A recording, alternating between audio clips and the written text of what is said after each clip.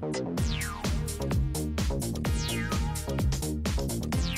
I'm Tim. This is Stiff TV, and this is an episode of Stiff Educate. Stiff Educate is all about kind of helping out filmmakers with some fundamental skills. So today, our special guest, Jeff Leisawitz. Jeff is a filmmaker, musician, and what's really cool is he just wrote this really cool book called Not Effing Around. Not effing around. Yeah. All right. And it's basically the subtitle is the no bullshit guide for getting your creative dreams off the ground. That's right. It's all about kind of taking that next step, going from kind of being a weekend artist or a weekend filmmaker to kind of making it your full-time profession. Absolutely. Yeah. At Stiff, we talk a lot about when we program the festival, we program filmmakers, not films, and that really is kind of making that conscious choice.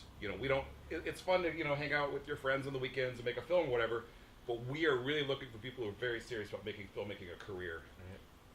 So how do you, one of the things you say is choose to be an artist. Right.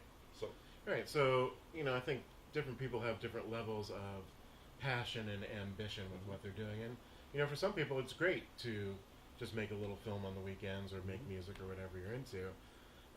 But it's really a choice when you decide to do something, whether it's filmmaking or anything else creative, to really step into that. Because although it is fun, it is also work and it's also a commitment. Just like a job, what are your goals? How are you going to get to where you need to go? What's your plan? What's your community? How are you going to budget for these things? These sorts of things will really help, anyone, find out where they actually want to go and then step towards that. yeah, exactly. Like with Stiff, we're a really great place for emerging filmmakers. Like for a lot of filmmakers, this is the first festival they're ever going to been at.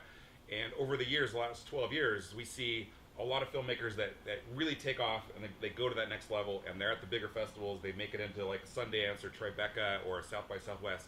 And we see a lot of filmmakers that just kind of fade away and we never hear or see from them again. And what we noticed is it's not about the quality of the film. It's really about the quality of that individual, the quality of the filmmaker. Absolutely. So, the most successful people in the world, believe it or not, are not necessarily the most talented. They are the people who continue to learn, grow, and refine their craft and actually do something. I lived in Los Angeles years ago, and I had an actor roommate. And this guy would go out on, millions of these auditions. And 99% of the time, of course, he'd get shot down. He wouldn't get the gigs. And, I'd watch this for months and months. And I'd be like, hey, man, that's intense. That's a lot of rejection. How do you handle that? What is going through your head? And he said something which I'll always remember, which is, the chance of me succeeding is infinitely greater if I go for one more audition. Right? Yeah, like he's not going to get the part if he doesn't try. Yeah, you have to at least get off your ass and get out there. Yeah. So what was kind of the catalyst? Like, why did you feel that you were the right person to write this book? Well, I've been a creative guy my whole life. As a musician, a producer, I've won awards with that. I do music for film and TV, put out albums. Also a photographer, filmmaker. I made a film which was in Stiff a couple years ago, and that got picked up for international distribution, so that was cool. I'm also a teacher of songwriting at a local college here in Seattle. I've studied as a life coach, which helps people, empower people, and something called NLP, neuro-linguistic repatterning, which is a sort of counseling, one-on-one counseling that helps people untangle their subconscious blocks. So as I started writing this book, it just sort of dawned on me one day, wow, I'm a creative guy, and much of my creativity and passion in life is helping other creatives. Why not write a book about it? Yeah, there's a really good story in the book that your first opportunity to become a teacher, you kind of had a little bit of self-doubt and were a little bit worried, and you of course walked in on the first day and maybe it wasn't super smooth, but overall it ended up being a really amazing experience. Yeah, I got a job teaching college music, songwriting and recording at a college.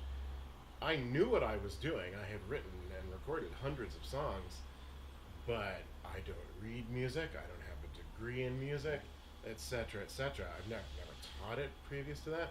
So I was definitely nervous. I was shaking in my shoes going in there. I had no idea what to expect. My boss there said, you know what? These students will know things that you don't know.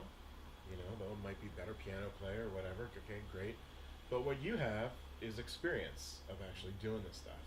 So just bring that.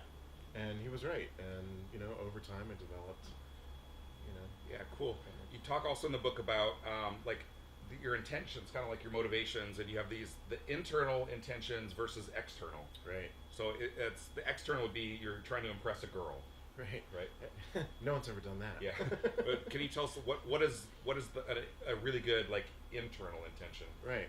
So a sort of theme, an underlying theme in this book is that creativity and art heals us. It is a way for us to tap into our subconscious and express our pain, our love, our joy, the tragedies in our life, etc., etc.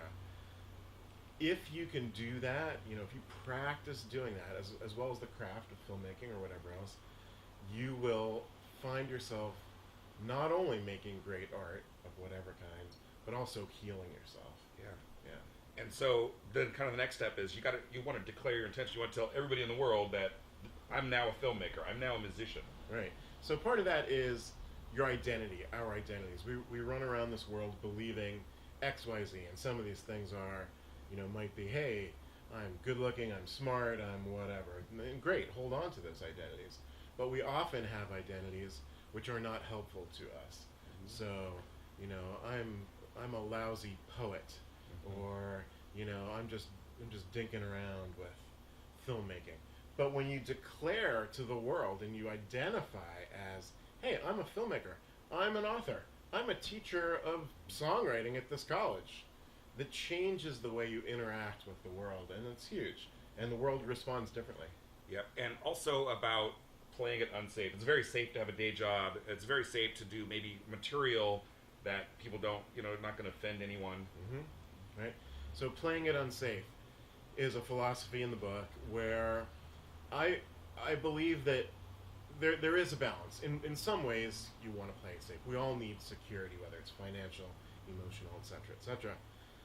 However, if you sway too much into the side of safety and security, you will lose that edge, and you will not ever really step forward. Sometimes just a little bit of unsafety is great. You do something like, hey, I just bought a camera that I can't quite afford because I need it to do this thing. Mm-hmm. Great, now you just stepped up your game considerably. Sometimes it's like, you know what, I'm making this feature film and I'm gonna put it on the credit cards. It's not a good idea, you know, in a lot of ways. But shit, if you're gonna make this film and that's how you gotta do it, do it.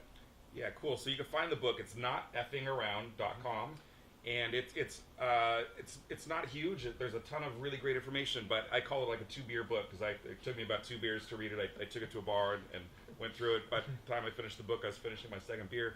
So it's very approachable, and it's more than a book. You have an entire, like, you can come and basically teach a class. Like, mm-hmm. They get the book. You kind of do a whole presentation for a business, a school, and wherever. If you're not in Seattle, that's fine. You can fly out, so wherever, right? Exactly. And I'm also giving away 3 chapters of the ebook free on the website. So jeffleisawitz.com. Yeah, excellent. Yeah. Mm-hmm. All right, and we're going to put those links down below, so you can just click on them and go right there. All right, so thanks so much, Jeff. Thank you. And thanks for watching this episode of Stiff Educate. Make All right. movies. Yeah, make sure and subscribe. Right. In addition to Stiff Educate, we of course have Fest Hack that teaches you all about how to get into festivals, how to succeed at festivals, and we also talk a little bit about distribution. So no matter where you're at in your career, down below, subscribe. All right, thanks, Jeff. Thank you. Yeah.